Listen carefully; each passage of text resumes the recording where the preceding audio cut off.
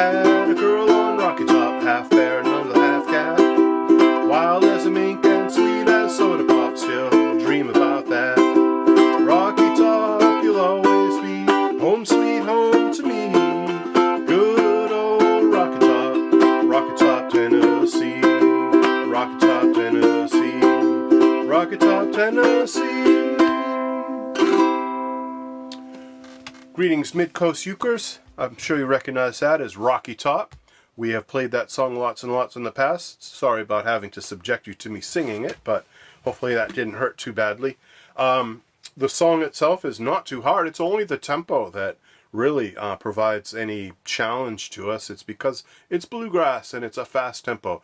Just a quick word about the history of this tune in case we never really talked about where it comes from. It was written by that famous couple, Bordelot Bryant and Felice Bryant, his wife. Bordelot being from Stellman, Georgia, and Felice being from Wisconsin. They ended up writing an awful lot of famous tunes. I'm sure you've heard of them. They did a lot of tunes for the Everly Brothers and Buddy Holly, and lots of people have sung their tunes. Some of their more famous tunes, in case you didn't know, All I Have to Do Is Dream. Dream, dream, dream, dream. That was written by them. Bye Bye Love. Very famous Everly Brothers tune, written by the Bryants.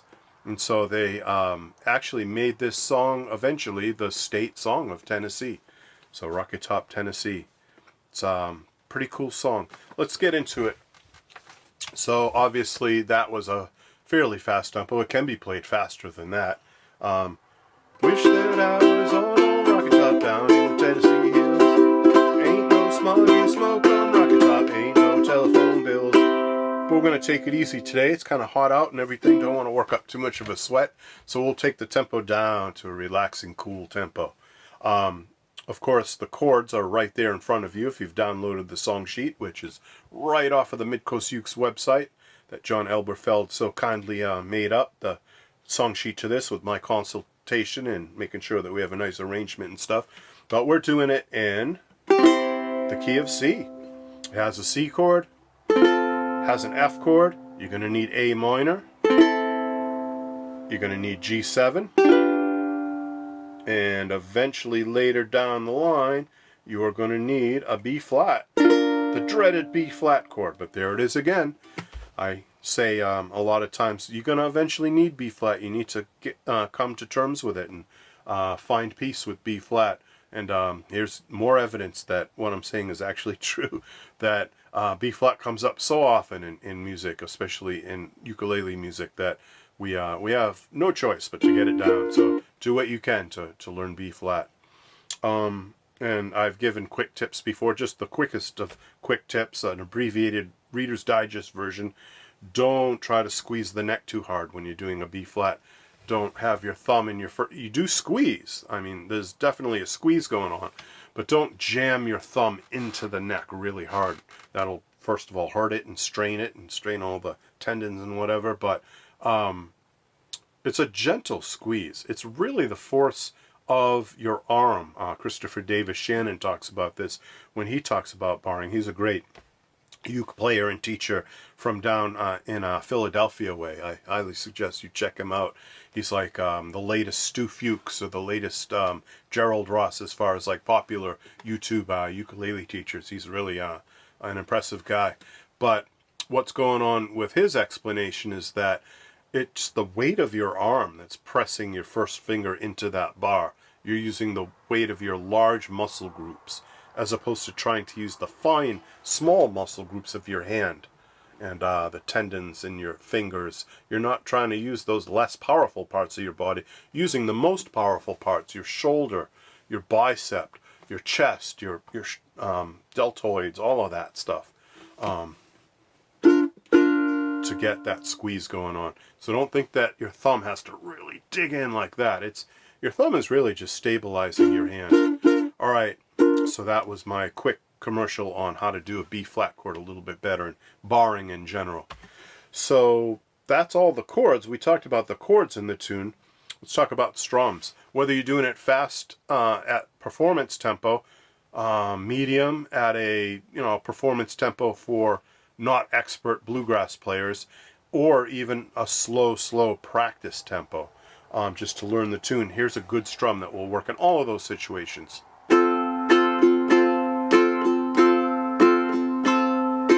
And that's simply down, down, up. That's used in so many songs in so many different genres of music. But here it is again. Except if you really want that boom chicka boom chicka bluegrass sound, you would be hitting your closer strings, your top strings, followed by your bottom strings. Top strings on the down, bottom strings on the down up. Perfect bluegrass strum. Kind of don't really need to look much further than that unless you're going to get into finger picking.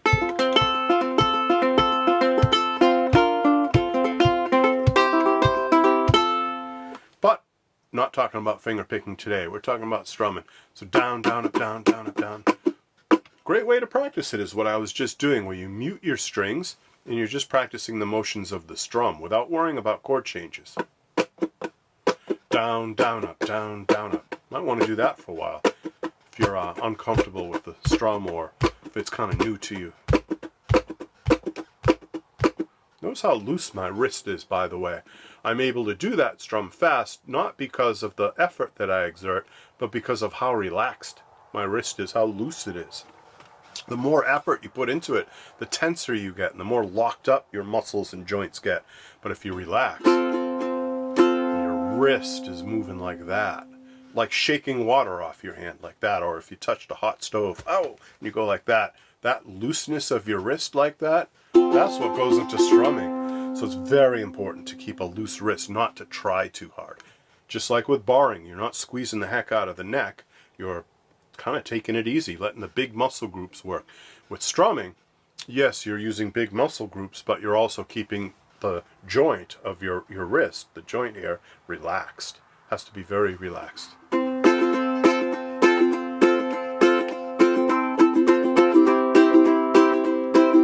Alright, so the chords. Wish that I was on old Rocky Top.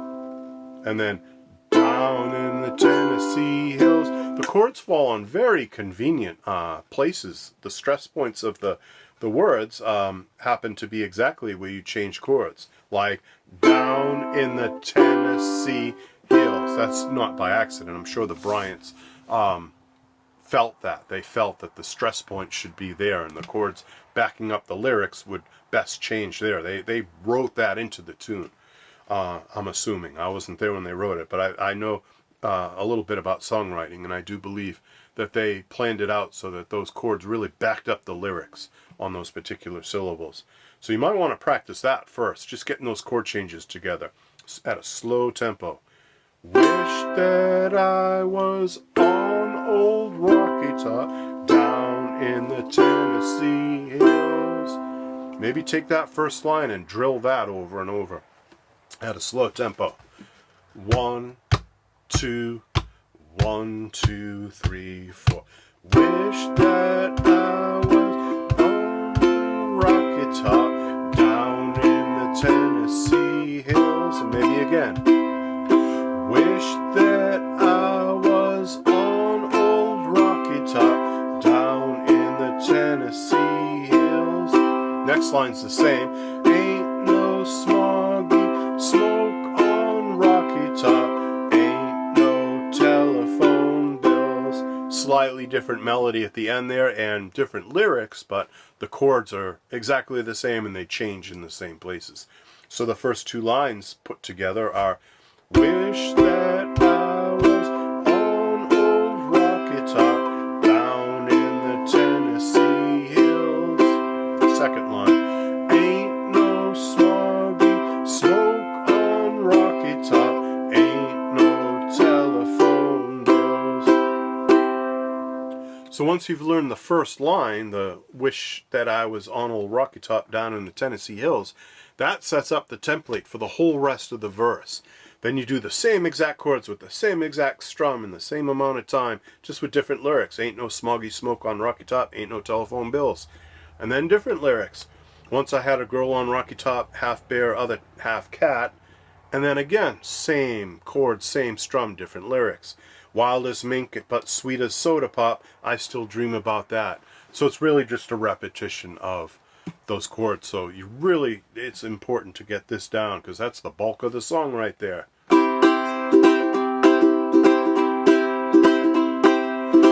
that I was on a rocket top down in the Tennessee hills. And then you just do that again, but for the Ain't No Smoggy Smoke. And you do it again for Once I Had a Girl. And then you do it one more time for Wild as Mink, but Sweet as Soda Pop. So that's the crux of it right there. Alright, then we get into the chorus. Rocky top is A minor. You'll always be is G. Home sweet home is B flat. To me is F. And then good old Rocky top was F to C. And then Rocky Top, Tennessee is C to B flat to C. Rocky Top, Tennessee. Good chance to practice your B flat chord on that line. Alright, let's put it all together. Let's do it at a medium tempo. And then we'll take it out with a really fast tempo. 1, 2, here's the verse. Wish that I was on old Rocky Top down in the Tennessee hills. Ain't no smoggy smoke on Rocky Top, ain't no telephone bills. Once I had a girl on Rocky Top, one of the half-cat. Wild as mink, but sweet as soda pop, I still dream about that. So there's the verse. And then the chorus.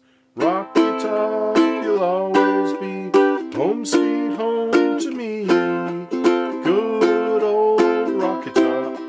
Rocky Top, Tennessee. Rocky Top, Tennessee.